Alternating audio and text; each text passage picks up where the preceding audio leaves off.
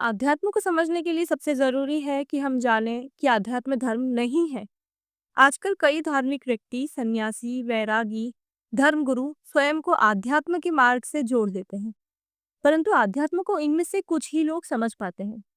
बाकी सब शास्त्र ज्ञानी है, पंडित है, धर्म के जानकारक है, किसी पद्धति के प्रचारक है, किसी धर्म विशेष का पालन करने वाले या किसी एक आस्था को मानने वाले हैं। आध्यात्म केवल ये सब नहीं है, अतः इसे धर्म से ना जोड़ा जाए। परंतु धर्म आध्यात्म से पृथक भी नहीं है। क्यों? क्योंकि आध्यात्म के लिए ये सब नहीं भी हो तो भी व्यक्ति आध्यात्मिक हो सकता है। और यहाँ जो धर्म आध्यात्म का हिस्सा है वो वास्तविक में हम जिसे धर्म समझते हैं उससे अलग है। इस बात के पीछे बहुत सीधी सी वजह है। ईश्वर खुद को नहीं ढूंढता, जो स्वयं में है वो चिल्लाकर नहीं खोजा जाता। अब अगर इस्लाम को देखें तो वहां भगवान को खुदा कहा गया है। खुदा शब्द खुद से बना है, इसलिए अक्सर अध्यात्म में ये कहा जाता है, खुद को जान जा, खुदा मिल जाएगा। और धर्म हमें इस बात को समझाने की विधि देता है। इसीलिए तो हर शास्त्र, सभी धर्मों के स्क्रिप्चर्स सब सही हैं। उन्हें समझाने वाले या उनको समझने वालों में कहीं भूल है। और यहाँ इन शास्त्रों पर बुद्धि नहीं भिड़ानी है, इन्हें केवल देखना है। That is observing that what are they telling us. जैसे कि सनातन में वेद हैं, वेदों में यज्ञ प्रक्रिया बताई गई है। इनके पीछे कई साइंटिफिक जस्टिफिकेशंस हैं कि यज्ञ से ऑक्सीजन एनरिचमेंट होता है। ठीक है, पर मैं यज्ञ की बात में निहित ज्ञान को देखना चाहूंगी, क्योंकि यदि आध्यात्म में यह आत्मा ही वो ईश्वर है तो मैं किसे आहुति दे रही हूँ? आध्यात्म में यज्ञ एक भाव है। मनुष्य जीवन में आने से पहले जो 84 लाख योनियां हमने पार की, उनका हर गुण ज्ञान रूप में हमारी आत्मा में निहित है। और इन गुणों में अवगुण व सद्गुण दोनों ही हैं। यहाँ इन अवगुणों की यदि अधिकता है तो उसकी आहुति है, और यदि सद्गुण की अधिकता है तो उनकी भी आहुति है। अब यहाँ ये बात देखने के लिए फिर आध्यात्म का मतलब समझना है। जो आत्मा है उसकी आरंभ की स्थिति को प्राप्त होना। आरंभ की स्थिति जो है वो ही आज में होनी चाहिए। यानी यहाँ आज में और आरंभ की उस स्थिति में कुछ फर्क है, क्योंकि आत्मा तो वो ही है। यहाँ फर्क मोशन से आया है, क्योंकि मोशन से इम्बैलेंस हुआ एनर्जी में। जो भी आज है जिसे हम अच्छा या बुरा कह देते हैं, वो सब उस डिवाइन यूनियन के एनर्जी पूल से ही है। ये सब उस विजडम का ही हिस्सा है। लेकिन हम अच्छा बुरा क्यों कहते हैं? क्योंकि अवगुण या सद्गुण में इम्बैलेंस से equilibrium of these two got disturbed. अवगुण तो हानि करते हैं, ये सब जानते हैं, पर सद्गुण भी कहीं ना कहीं हानि कर बैठते हैं। यहाँ हानि स्वयं की है या औरों की, दोनों ही रूप में एक समान देखी जानी चाहिए। सद्गुण से अहंकार का अंधकार पैदा होता है, जो चाहे कितनों के लिए भला कर दे पर किसी को या स्वयं को कहीं ना कहीं चोट चोट पहुंचा देता है। हानि मन, मस्तिष्क, आत्मा, देह कहीं भी हो, एक ही दृष्टि से देखी जानी चाहिए, क्योंकि इनमें से जहां भी चोट लगे दुख प्रकट होता है। अब सद्गुण को हम ईश्वर से नहीं अब सद्गुण को हमें ईश्वर से नहीं जोड़ना चाहिए, क्योंकि हर ईश्वरीय अवतार सद्गुण व अवगुण को बैलेंस यानी इक्विलिब्रियम पर रखते हैं। जैसे क्रोध को हम विकार देखते हैं, लेकिन उसका स्रोत ईश्वर का त्रिनेत्र बताया गया है, दैट इज शिव जी का। और यहाँ विष्णु का सुदर्शन भी इसे ही दर्शा रहा है। शक्ति का काली स्वरूप भी क्रोध का दर्शन देता है। तो यहाँ सद्गुण व अवगुण की समस्थिति केवल गुण ही है। जिनका रूप कुछ भी हो, उनका उपयोग परिस्थितिवश किया जाना ही उसे सही या गलत बताता है। अतः देवासुर युद्ध है सॉरी देवासुर युद्ध है। देव भी हिंसक है, दैत्य भी। हिंसा के लिए क्रोध भी चाहिए, और ये अंधकार भी जो एक पल को उन्हें प्राण लेने के लिए प्रेरित कर देता है। परंतु यहाँ उद्देश्य से एक ही गुण के दो रूप दिख जाते हैं, अवगुण और सद्गुण। यदि अवगुण सद्गुण से बैलेंस में रहेंगे तो समाधि आती है, जहाँ कॉन्फ्लिक्ट नहीं है, शांति है। अतः यज्ञ में हम गुणों की आहुति देते हैं, अर्थात गुण केवल काया से ही प्रकट हो सकते हैं। काया दैट इज बियॉन्ड सब एटॉमिक स्टेट। ह्यूमन ऐसे इनफाइनाइट मैटर पार्टिकल से बना है, और इनमें वो एनर्जी है जहाँ गुण है। मैटर और एनर्जी से बॉडी के थ्रू गुण मैनिफेस्ट होते हैं। माइंड एंड हार्ट उनके यूज को डिसाइड करने में हेल्प करते हैं। लेकिन अगर ये गुण इम्बैलेंस है तो हमारे डिसीजंस भी फ्लक्चुएटिंग होंगे, जो हमें कभी सही तो कभी गलत डिसीजंस करवाएंगे। यहाँ डिसीजंस के कॉन्सिक्वेंसेस भी आते हैं, जो हमारे साथ औरों को भी अफेक्ट करते हैं। अतः इनकी आहुति देकर उन्हें बैलेंस में लाना होता है। आध्यात्म में ये एक इंटरनल प्रोसेस है। कैसे? आध्यात्म में हम पहले अपने भौतिक गुणों को देखते हैं, यानी ऑब्जर्व करते हैं, जहां हमें उनके दोनों आयाम दिखते हैं। और फिर उनका इम्बैलेंस भी हमें दिखता है, जहां आहुति होती है। फिर भौतिक स्तर से हम परत दर परत स्वयं को देखते चले जाते हैं, क्योंकि जो बाहर है वो अंतःकरण से ही प्रकट है। और जैसे जैसे गुण बैलेंस में आते हैं, हमें आत्मा के दर्शन होने लगते हैं। अतः आत्मदर्शन एक क्षण नहीं है, बल्कि हमारे ही सत्य के हर रूप का पड़ाव दर पड़ाव दर्शन है, जो हमारे इस मार्ग की शुरुआत से हमें महसूस होने लगते हैं।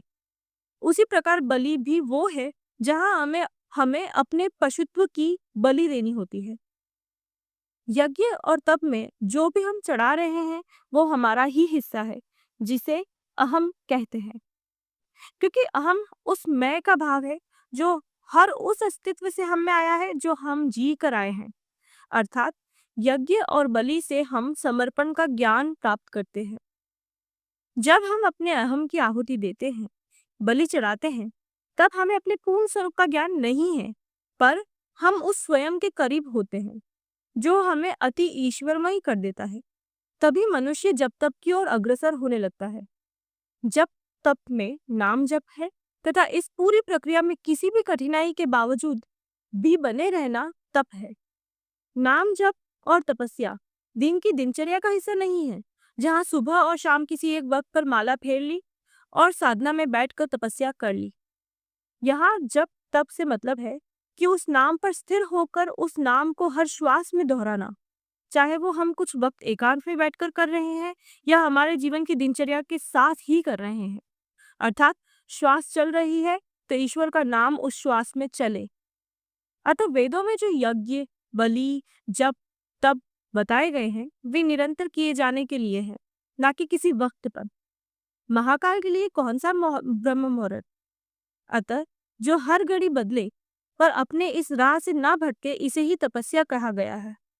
हाँ, जिन शास्त्रों को हमें पढ़ाया जाता है, वे भी जब यज्ञ विधि या जप तप या बलि को समझा रहे हैं, वो भी सत्य है, परंतु वह धर्म रूप में उसे लिखा गया है। जैसे मनुष्य विज्ञान से ज्ञान प्राप्त करता है। विज्ञान का अर्थ है जिस ज्ञान का विश्लेषण किया जाए, अर्थात जो तथ्य देता है, प्रमाण करता है कि ये है।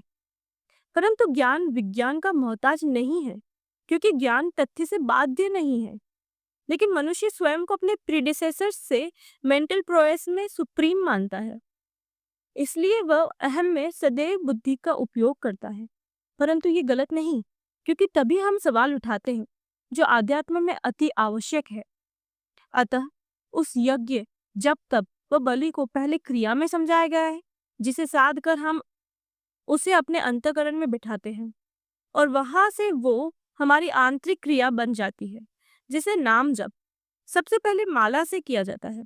वहां माला में मनकों की गिनती आवश्यक नहीं है, बस नाम को जुबान पर चढ़ाना है, क्योंकि पहली बार में हम वो संख्या भी ठीक तरीके से पूरी नहीं कर पाते। लेकिन उन मनकों की गिनती में हमारी जुबान धीरे धीरे आदी हो जाती है नाम जप की। तब हमारी माला गिनने की गति भी बढ़ जाती है। जो नियम से करते हैं वो निर्धारित माला फेरते हैं, पर जो धर्म से करते हैं वे बढ़ी हुई गति के साथ माला की गिनती भी बढ़ा देते हैं। इस अवस्था से मन मस्तिष्क भी नाम जप के आदी हो जाते हैं। पर हम जब काम में उलझते हैं तो नाम जप भूलकर उस काम में ही ध्यान देने लगते हैं। परंतु जैसे ही वो काम पूरा हो जाए, हमारे मन से फिर नाम जप चालू हो जाता है। धर्म यही है। इससे आगे जो हमें स्वयं को खोजने की चाह या सत्य की लालसा जगाता है, वो नाम जप में अपने काम को भी बाधा नहीं बनने देता। अब जुबान, मन, मस्तिष्क कोई एक क्रिया में नहीं, एक संगीत में है, जो श्वास के साथ बैकग्राउंड में चलता ही रहता है। जिसे कोई रोक नहीं सकता, ना ही कोई शुरू कर सकता है। ऐसा मनुष्य ईश्वरमय नहीं, ईश्वर से लय में आ गया है। यानी practice is the key and the external efforts are to build them into our habits, which then become part of our internal self and is then stabilized. इसे ही साधना कहा गया है। यहाँ एक ज़रूरी चीज़ जानने की है कि external self and internal self continuity में है, सेपरेट नहीं, and both influence each other. इसलिए शुरू में मैंने ये बात कही कि आध्यात्म सिर्फ स्पिरिचुअलिज्म नहीं, बल्कि मटेरियलिज्म और स्पिरिचुअलिज्म दोनों से है। अतः जो स्क्रिप्चर्स बताते हैं वे शब्द और आत्मा दोनों में समझना है। हाँ, शब्दों की भी आत्मा है, क्योंकि विचार भावों से है, परंतु जब ये विचार शब्द या क्रिया से प्रकट हो जाते हैं तो उन्हें रूप यानी काया मिल जाती है। और संसार में हर काया के साथ छाया है। यदि छाया है तो प्रकाश अवश्य ही है। ये प्रकाश ही वो आत्मा है जो विचारक के विचार तथा भाव में थी। इसलिए इन शास्त्रों को, चाहे वे किसी भी धर्म के हैं, मनुष्य को स्वयं से पढ़कर उनकी छाया काया में बसे प्रकाश को आत्मा से जोड़कर समझना चाहिए। क्योंकि यदि उन शास्त्रों को पढ़ने वाला ही शास्त्र की आत्मा ना समझ पाए तो वो केवल छाया अर्थात अंधकार का ही प्रचार करेगा। तभी तो धर्मों का युद्ध खड़ा हो जाता है, क्योंकि सब छाया ही देख पा रहे हैं और हमें बताने वाले चाहते भी यही हैं कि हम अंधकार में रहें। नहीं तो जो लाखों करोड़ों लोगों की सेना उनके इशारों में कुछ भी करने को तैयार है, वो भी सवाल करने लगी तो उनकी सत्ता खतरे में आ जाएगी। हाँ, सत्ता।